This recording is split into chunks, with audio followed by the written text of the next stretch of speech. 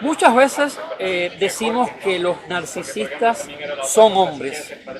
Conozco a una persona que es narcisista, la pareja de mi amiga es un narcisista. Normalmente nos referimos al sexo masculino. México es muy grande y hay diferentes patrones de comportamiento de acuerdo con el lugar. ¿Qué hacer para evitar a una persona narcisista? Hola amigos, ¿cómo están? Espero se encuentren muy bien. Mi nombre es Michelle y les doy la bienvenida al canal.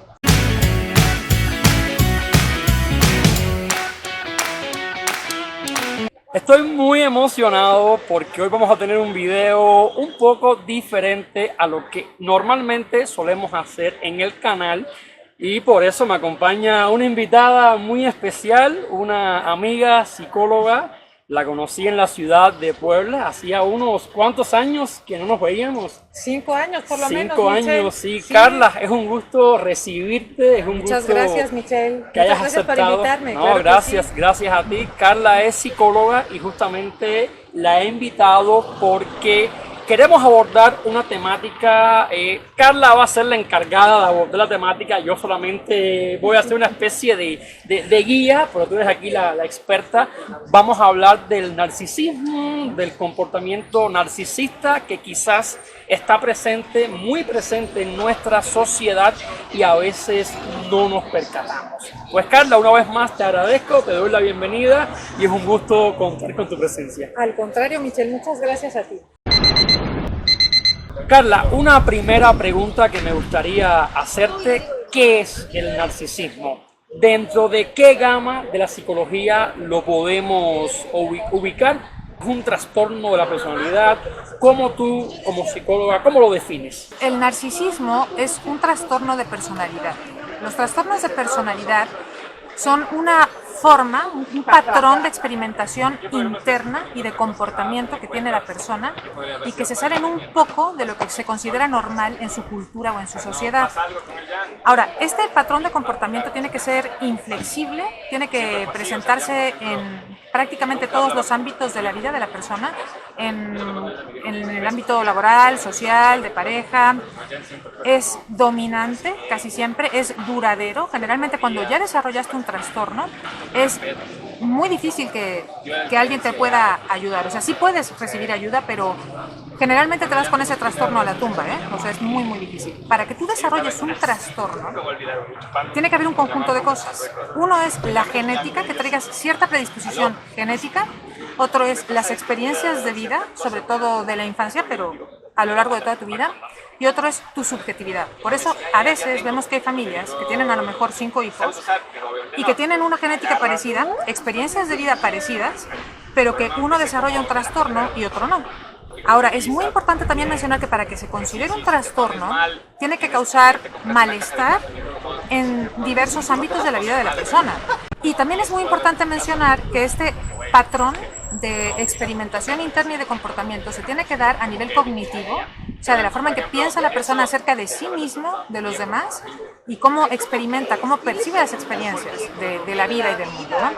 Se tiene que dar también en su funcionalidad interpersonal, en sus relaciones con otras personas, y también verse reflejado en el control de impulsos, ¿no? Por ejemplo, eso se da mucho en el trastorno límite, ¿no? Pero también en el narcisismo podemos ver cierta falta de control de impulso. Son personas bastante impulsivas, sobre todo los narcisistas típicos. Mira, el narcisismo lo podemos sí clasificar, no es en sí una gama, pero es dentro de los trastornos de personalidad que están contenidos en el DSM-5, que es el Manual de Psiquiatría de Estados Unidos, que es donde se contienen diferentes trastornos de neurodesarrollo, de personalidad y demás. Y es un trastorno de personalidad del clúster B. Mira, otra cosa importante de mencionar es que para que se pueda estar hablando de que la persona tiene el trastorno de personalidad narcisista, tiene que cumplir con ciertos criterios del DSM-5. Por ejemplo, en el caso del narcisismo, se ve reflejado por un patrón persistente de grandiosidad, necesidad de adulación y falta de empatía. 1. Sentido exagerado e infundado de su propia importancia y talentos. 2. Preocupación por fantasías de logros ilimitadas, influencia, poder, inteligencia, belleza o amor perfecto. 3. Creencia de que son personas especiales y únicas y que solo deben asociarse con personas de muy alto nivel. 4.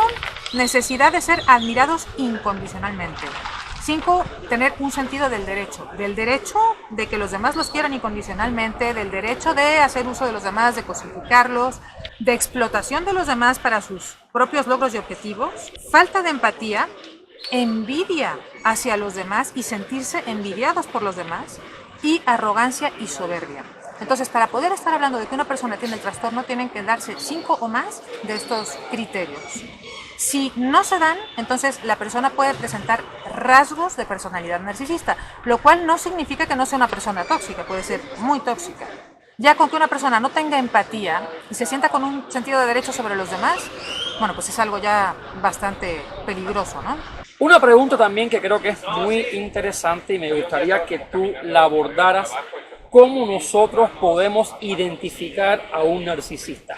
Por ejemplo, ¿qué características presenta esta persona, digamos, en una primera cita de pareja? Antes que nada hay que aclarar que el DSM-5 solamente habla de los narcisistas obvios, de los narcisistas comunes, pero también existe el narcisismo encubierto. Esos son muy difíciles de percibir. Pero el narcisismo obvio, cuando tú salgas con una persona que es narcisista, te vas a dar cuenta que todo el tiempo te va a estar interrumpiendo para hablar de sí mismo. Y, por ejemplo, si tú le dices, soy mala en matemáticas, te va a decir, pues yo soy en matemáticas, soy buenísimo. Son unas personas que siempre están como que compitiendo. A lo mejor te van a decir, oye, pues de aquí vámonos a un antro, ¿no? Entonces, mira, la verdad estoy cansada porque tuve una semana muy pesada. No, eres muy joven, vámonos. Es como que ignoran lo que tú puedas sentir, lo que tú puedas querer. Personas muy concentradas en sí mismas, muy presumidas. Ahora, el narcisismo encubierto, esa es otra historia, porque ese está entre la psicopatía y el narcisismo. Son personas mucho más calculadoras, mucho menos obvias y mucho más difíciles de desenmascarar, por eso son las más peligrosas.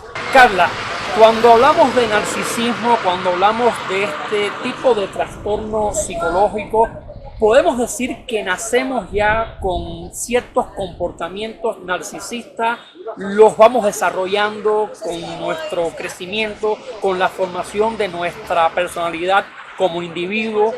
Existen, digamos, algunos elementos externos que contribuyen a desarrollar una personalidad narcisista. Hay diferentes teorías, ¿eh? O sea, en cuestión narcisismo te vas a encontrar con el DSM-5, por ejemplo, que es de Estados Unidos, tiene ciertos criterios, en España a lo mejor hay otros, autores argentinos manejan otros, pero de acuerdo con lo que yo he estudiado y con lo que yo he visto a lo largo de mi vida, casi siempre se desarrolla en familias disfuncionales y se da en dos casos. Por ejemplo, cuando el niño es invalidado o no reconocido por sus padres, porque generalmente son padres narcisistas, entonces el niño va a salir y va a tener muchísima sed de reconocimiento porque no lo obtuvo de sus padres. Entonces se va a ir al extremo de querer que todo el mundo le reconozca todo y lo admire y demás. Ese es uno de los casos.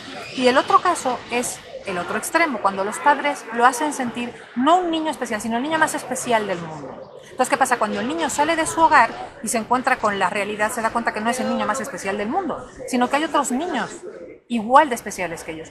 Pero como es algo muy duro para su mente, el niño intenta como demostrar continuamente a los demás y a sí mismo que es el más especial del mundo, ¿no? Presumiendo, teniendo lo que consideran logros, éxito, ¿no? Bueno, Ahora bien, Carla, en el caso de México, desde tu propia experiencia, desde tu propia perspectiva como psicóloga, ¿consideras que México es una sociedad que presenta este tipo de características narcisistas? México es muy grande y hay diferentes patrones de comportamiento de acuerdo con el lugar. Yo te puedo hablar más que de México, de Puebla, ¿no? Y Puebla es una sociedad machista, casi todo Latinoamérica, ¿no? Es una sociedad machista. Y el machismo está muy relacionado con el narcisismo, ¿eh? Porque generalmente las mamás hacen creer a los hijos como que, bueno, la mujer tiene que ganarse al hombre, ¿no? La máxima meta de la mujer es como casarse, y una vez que se casan está la suegra detrás o está la sociedad con que la mujer tiene que cumplir su rol como Dios manda, ¿no? Siempre cuidando al marido, cuidando que no se lo roben. Sí hay además, no solamente en Puebla y en México, es a nivel mundial, como una veneración a todas las cosas externas, a la belleza, se considera éxito todo lo que es dinero, belleza, ¿no? Entonces todo el mundo, las redes además se han prestado mucho a eso, ¿no? A que la gente, todo el mundo saque sus videos, todo el mundo quiera ser influencer, todo eso son rasgos de narcisismo. Pero creo que, volviendo a la pregunta, que en México, y bueno, más concretamente en Puebla, que es donde yo vivo, de acuerdo con mi opinión y mi criterio, no hay estadísticas de esto, sí se da mucho el narcisismo. Muchas veces decimos que los narcisistas son hombres. Conozco a una persona que es narcisista, la pareja de mi amiga es un narcisista. Normalmente nos referimos al sexo masculino. Existen, en términos, digamos, cuantitativos de la psicología, existen más hombres narcisistas, son más mujeres narcisistas. ¿Cómo está, digamos, la balanza entre hombres y mujeres narcisistas? Bueno, se da en hombres y mujeres, pero en esta sociedad, en la sociedad latinoamericana, hay estadísticas que dicen que se da un 80% en hombres y un 20% en mujeres. Y creo que se debe a lo que te estaba comentando, ¿no? Al machismo que hay. Carla, nos encontramos con una persona narcisista, podemos incluso convivir con una persona narcisista, tenemos un vecino que es narcisista, ya identificamos a esta persona. ¿Qué hacer para evitar a una persona narcisista? ¿Cómo nosotros debemos comportarnos para estar lo más lejos posible de este tipo de comportamientos? Bueno, para evitarla, número uno, tienes que recibir psicoeducación, informarte muy bien, porque si bien hay ciertos criterios que te dicen lo que es un narcisista, el espectro es muy grande. La manera en que se manifiesta el trastorno es inmensa, ¿no? Es de muchas formas. Entonces, toda la psicoeducación del mundo, todo lo que puedas leer, es poco, ¿no? Para poder empezar a identificar a este tipo de personas. Y una vez que las hayas identificado, tienes que aprender también estrategias para establecer contacto cero, porque son personas que no van a cambiar. La única salida es mantener contacto cero, y el contacto cero es no seguirlo en las redes, no tener contacto con sus amigos, no tener contacto con sus familiares y aguantarte hasta que pases, digamos, ese síndrome de abstinencia, porque ellos tienen muchas estrategias para que vuelvas. Entonces, mantenerte firme en una estrategia que creo que es muy importante es apuntar las cosas malas que te hayan hecho, la falta de empatía que es muy común en ellos, ¿no? El egoísmo, todo este tipo de cosas que son tan tóxicas en cualquier tipo de relación, leerlas y mantenerte firme en el contacto cero.